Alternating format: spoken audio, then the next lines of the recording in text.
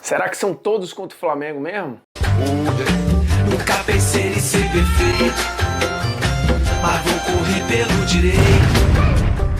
Fala moçada, beleza? Bruno Formiga na área, convidando você a se inscrever no canal, tocar na notificação, dar seu like, dar seu dislike, comentar o conteúdo, compartilhar o conteúdo, pegando o link e jogando nos seus grupos de WhatsApp. Libertadores 2020, uma edição muito esperada e que promete ser bem especial. E que para muitos é uma grande caça ao Flamengo, tido e havido como o melhor time do continente.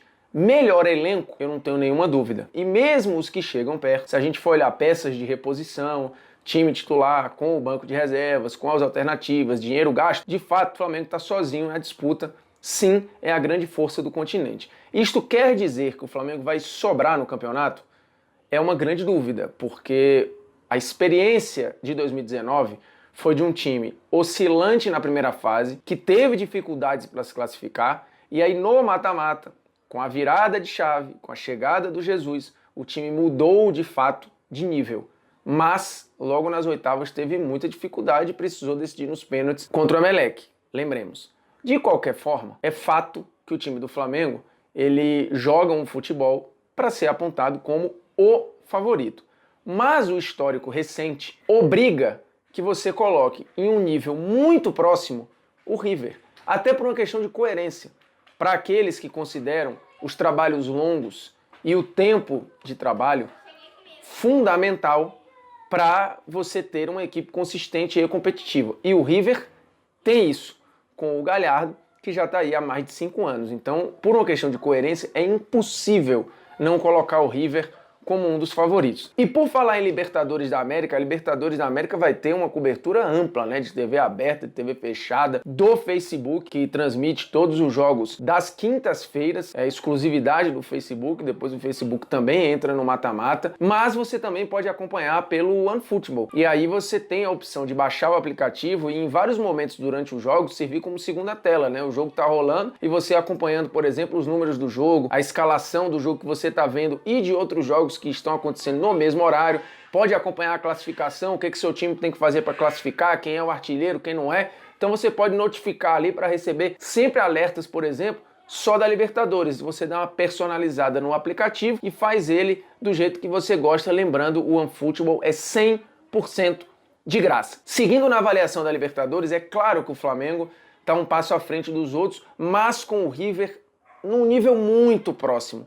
Mas muito próximo, porque você tem o River vivendo um grande momento, de novo, por exemplo, com o Borré vivendo talvez a melhor fase da carreira dele, e o trabalho do Galhardo que permeia a maneira como essa equipe joga, lembrando uma equipe que incomodou muito o Flamengo na final da Libertadores, inclusive jogou melhor que o Flamengo. Mas, no final das contas, é óbvio que o resultado é o que importa, e você virar um jogo no finalmente da partida também é uma mostra de força, porque você acreditou o tempo inteiro, melhorou no segundo tempo, mas de fato o estilo do River é um estilo que incomoda muito o Jorge Jesus. Portanto, River e Flamengo me parecem estar em outra prateleira. E aí logo abaixo, Boca, Grêmio e Palmeiras trocando favoritismo ali, mas de uma maneira muito próxima. Porque o Boca melhorou, e a gente está falando de um técnico que fez a campanha de 2007, por exemplo, a última grande campanha do Boca em uma Libertadores. Então é um treinador que de fato já fez o estilo da equipe melhorar, tanto que Boca e River estão brigando ponto a ponto, pau a pau, pelo título argentino. Lembrando que esse campeonato argentino é muito importante para o River, porque o Galhardo ganhou tudo menos um campeonato argentino pelo River Plate, né? Ele ganhou Copa, ele ganhou Supercopa, ele ganhou Libertadores, mas não ganhou um campeonato argentino. Então isso é uma pedra no sapato e é muito importante para essa era do River Plate. E o Boca está ali apresentando um futebol de um nível muito bom, com jogadores experientes voltando a jogar bem e o Tevez sendo o grande expoente, mesmo fisicamente abaixo daquilo que a gente sabe que o Tevez pode entregar, mas o Tevez fisicamente já está abaixo há pelo menos umas 4 temporadas. Só que tecnicamente falando, ele voltou a ter confiança, voltou a ter minutos, voltou a ter momentos de protagonismo, e isso bota o Boca em um outro nível, junto com o Grêmio e Palmeiras, e o Palmeiras muito por conta da força do elenco. E aí a gente precisa falar desses times porque é uma questão, como eu já falei há pouco, de lógica. A gente está falando de 2 edições em que pelo menos 3 dessa galera que a gente está citando aí, 3 times chegaram nas semifinais 2 vezes seguidas. A gente está falando de Boca, River e Grêmio. O Grêmio que tem 3 semifinais seguidas, inclusive. Então é um time que você não pode deixar de lado. O Grêmio mantém o trabalho do Renato, e aí também é a coerência de um trabalho longo, manteve uma espinha dorsal muito clara e fez boas contratações para aquilo que o Renato pensa. E contratações que estão rendendo.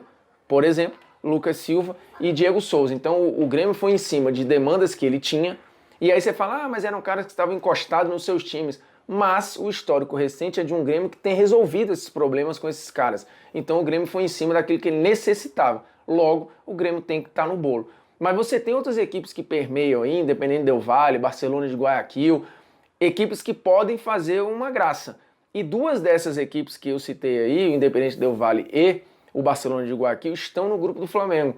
E é um grupo enjoado, com o Júnior de Barranquilla completando. Então, assim, para um campeão, já é um ótimo cartão de visitas, porque o Flamengo vai ter trabalho desde a primeira fase. Acho que o Palmeiras pode ter uma vida relativamente tranquila. O Santos é uma incógnita dentre os brasileiros. O Atlético, para mim, deu um passo para trás quando fez a escolha pelo seu treinador, e acho que sai um pouco da briga que ele poderia estar se tivesse mantido a estrutura do ano passado junto com o Thiago Nunes, mas enfim, era insustentável segurar, não tinha condições, também perdeu peças importantes, e é um ciclo natural também, né? O Atlético às vezes não tem força financeira para disputar com algumas situações, então é compreensível, mas acho que o Santos fica um pouco à parte. O São Paulo eu também coloco na casa da incógnita, porque o time melhorou muito o seu desempenho, logo ele pode competir porque tem elenco para isso. Tá num grupo em que ele e River devem brigar ali por um protagonismo, acho que o River é franco favorito no grupo, mas o São Paulo pode e deve passar de fase. Mas a questão é a fragilidade defensiva de um Fernando Diniz que vai aos poucos